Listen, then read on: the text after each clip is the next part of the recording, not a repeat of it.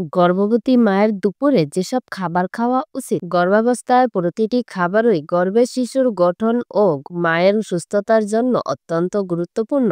বিশেষ করে দুপুরের খাবার হতে হবে পুষ্টিতে ভরপুর এবং সহজপাচ্য। এক, সেদ্ধ ভাত বা আটার রুটি। শক্তির উৎস হিসেবে 1 কাপ ভাত বা 2টি রুটি খেতে পারে। হালকা ঘি ব্যবহার করা যেতে পারে। 2, ডাল ও সবজি।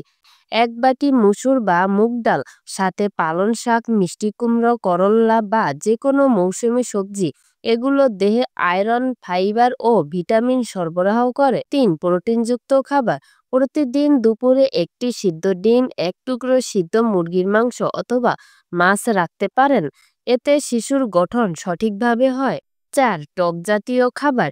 1 টুকরো লেবু, টক দই বা আমচূর্ণ খেলে হজম ভালো হয় এবং আয়রন শোষণে সাহায্য করে। 5, 1 গ্লাস দুধ বা টক দই।